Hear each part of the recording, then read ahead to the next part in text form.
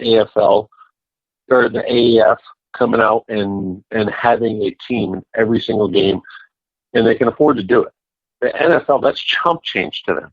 That's a couple extra tablets, a couple extra cameras, and they say, "Oh, the call stands," but everyone, and then now the officiating crew comes up and says, "Well, there wasn't enough clear evidence." What evidence? I mean, we've seen plays made that should have been overturned, and I'm glad on this, but some offensive pass interference flags that I've seen have been way over-exaggerated. Like, the rule states at the extension of the arm. But, folks, I see a lot of receivers do this. They don't push off. It's more like they guide the DB, and they get called for it. It's like they don't push off. There's no extension. And a lot of receivers get called for it now. Julius, Jay, I'm agreeing with you. Their chips all need to go in. They had 4 of those calls against with the Lions in the Lions Eagles game. They had 4 offensive pass interferences. Yeah, there was a couple in Green Bay game too. But we're not going to be those guys blaming the refs. We're just saying the officiating game needs to better themselves. They're inconsistent from game to game, and then from different officiating crew to different officiating crew. It's not unilateral. When you're watching different broadcasts, different games, and different crews, you're seeing them officiated totally different. And then even in those games you're watching them, they're flip-flopping constantly. They just have no idea what they're... And this is on all replays, not just the pass interference, which is completely asinine because it's nothing but judgment calls. Like the rules even written when you read them leave a lot of leeway to okay, well, that could mean this or this. Like, it's not definitive writtenly in any manner whatsoever. So the whole thing is just a freaking hodgepodge mess, honestly. Well, okay, good example here. Julius, you said you watched the whole game of Green Bay and Dallas? Yes. Okay. Do you remember the horrible call that the refs made on Rashawn Gary for tapping Dak Prescott's helmet when he tucked the ball and ran it? Oh, yeah, I remember. And there's been a ton of those calls across the league. Yeah. Oh, okay, perfect example. So they called roughing the passer on Gary for literally I mean, guys, it's like when you walk by in football practice, and I'm not talking to you guys and Jay Julius, I'm talking to the folks listening. I mean, it's when you walk by in football practice and you're jogging by and someone makes a good play. It's given a tap on the helmet.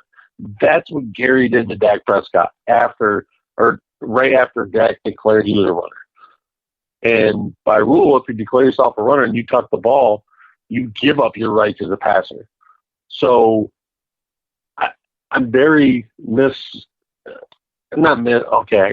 wrong word. I'm just confused because then I watch a game where it's Seattle and LA where Clay gets called for roughing the passer. You don't have to feel bad because that was literally the first time I yelled, and I was so trying to be quiet and not yell all season, right?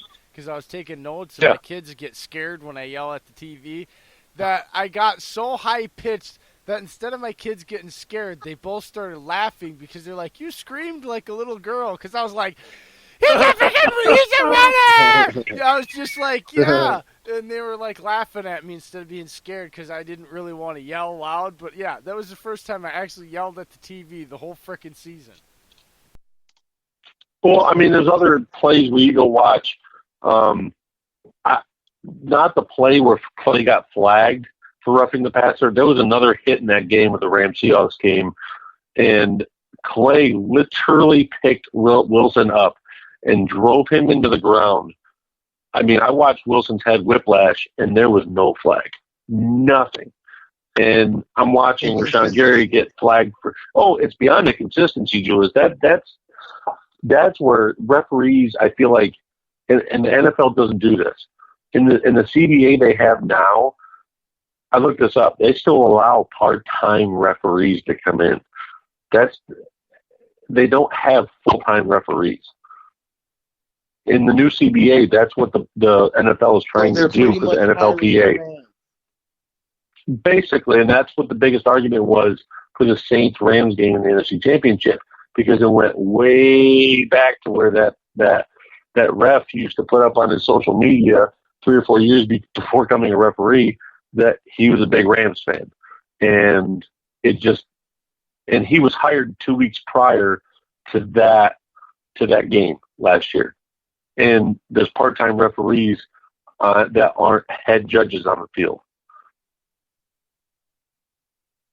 That's a big thing the NFLPA is trying to change in the NFL culture right now. They want full-time referees. They want the referees to be paid well, but it's the fact that they want consistency. They want these crews to be able to be together the whole season without having to replace multiple people and saying, oh, hey, can you work this weekend? Oh, hey, can you work this weekend? It's almost like they're working a retail job. It really is. I mean, the way they run their schedules. Referees from Target.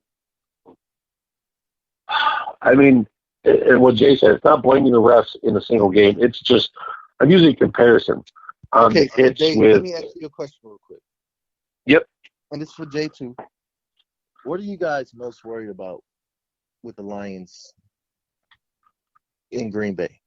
What is your biggest worry as far as Rodgers having past experience of success in the pass game and trying to use the passing game as a weapon when the run game clearly showed it could work from other teams against Detroit? So that's my biggest fear, is going and using the passing game against their biggest strength. Having the wrong game. But yeah, basically the wrong scheme set up. But I don't think they'll do it. But there's a little doubt in my mind that Rodgers may come out and be like, hey, I've done this against this team before. I can do it again. And they've got a really good secondary with Slay, Coleman, Melvin across the board. And then there's safeties with, I mean, you guys even brought in your secondary safety the other day in Kansas City, and he was doing damn good. So that's my biggest fear, is putting one of our raw units of the passing game in this new offense against a really good strength in Detroit. I would much rather see us run the ball and kind of try and cram it down y'all's throats, control the time of possession, and keep the other offense off the field. But that's my biggest fear, is going against y'all's strength. Word. Yeah, I would have to say I guess I'm most worried about, because I think that on paper what the Packers are showing offensively and defensively matches up pretty well.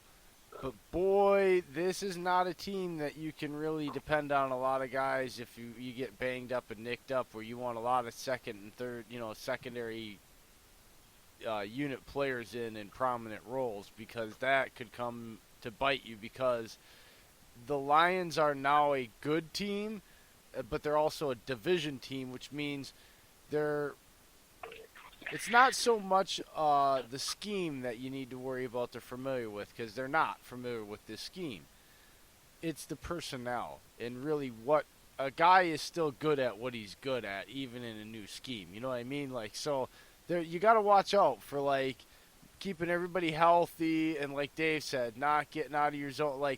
You want to control the tempo of this game and get out of this one healthy, because you don't want to get into a shootout, bang it out, bloodied, where guys are dropping left and right because they're getting gassed. Which Detroit and Green Bay has been in the past. It can happen. It can happen, and that's my fear, is getting into kind of a bloody bloodbath, freaking old NFC North, where guys are smacking each other and dudes are dropping like flies, because that can hurt both teams going forward into the season.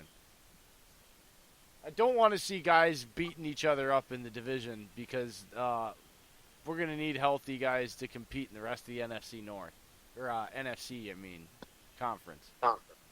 Yeah, definitely.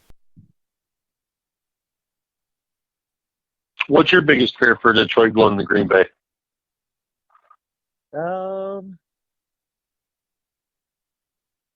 I would have to say kind of the same thing as you, Dave.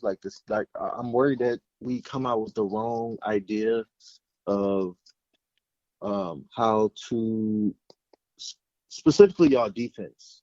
Y'all defense is a lot better this year, and I'm sure you guys are gonna I would guess that you guys are going to build your game plan around not letting Kerryon Johnson leak loose.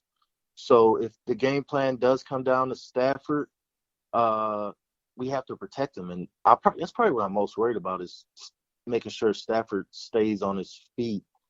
If the Darius Smith and Preston Smith and these guys, Kenny Clark, start wreaking havoc, that throws everything off. And if, like you said, what you guys want to do, you guys want to control the game, y'all want to control the clock. That's the same thing the Lions need to do to try to win this game. So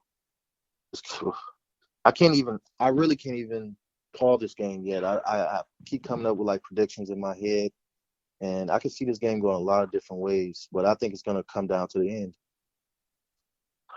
Well, you know what? There's a matchup that I've been thinking about ever since the Dallas game ended, and it's popped in my head, and I've watched the tape on it. I'm excited to see it. So Kenny Galladay, Marvin Jones, and Danny Amendola. I love y'all's wide receiver core. There's veteran leadership there. Galladay is emerging into a star. I hate that he's a Lion because the guy is a stud. His hands are so big. It reminds me of DeAndre Hopkins. Like, he literally can go up, catch the ball with two hands, and then just one hand the ball away from the defender, stiff on the defender, and then go down the sideline. I watched that happen to Quentin Dix twice in one game. No, you know what game I'm talking about, too. It was in that Detroit game.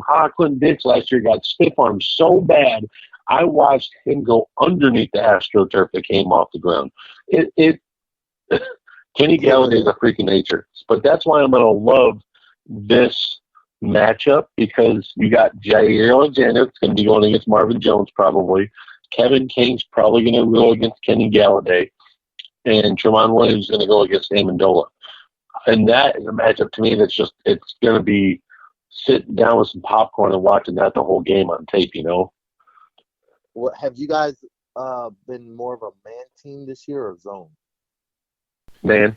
They play a lot of man because that's what Penn likes to do, because that's why they have that's why the corners and safeties group is so deep and important. Right.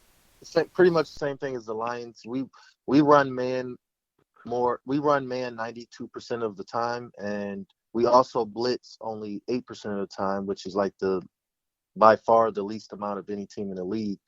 So I'm hoping, like, the blitzing thing, like, we've been known to come at Rodgers with a bunch of like exotic blitzes to try to throw him off and stuff. But this year, not being a blitzing team that we are, I think we're going to probably come with the same strategy we came with Patrick Mahomes, and just try to contain Rodgers. But I fear Aaron Rodgers, more than I fear Patrick Mahomes, because the man is just as said by every Lions fan. He's just that much of a genius with the ball. Like, he's so comfortable. Like, I just feel like we don't get a lot of pressure on the quarterback with our little 3 and 4 man rushes that we bring on passing downs. So I'm just I'm hoping that Aaron Rodgers don't dissect us apart because we're not blitzing him or giving him as much pressure as he is. He finds pockets once he finds a pocket in the defense. Wants teams to blitz him. That's what he wants. So I don't know. My biggest matchup for y'all was, it's not Clark versus Glasgow. It's not the DBs versus the wide receivers. It is what you said earlier. You guys have a very rough intermediate level, second level of the defense. And LaFleur has been using tight ends like galore the past 2-3 weeks. You guys want to exploit our linebacker. A lot of out routes, a lot of passes to the flats.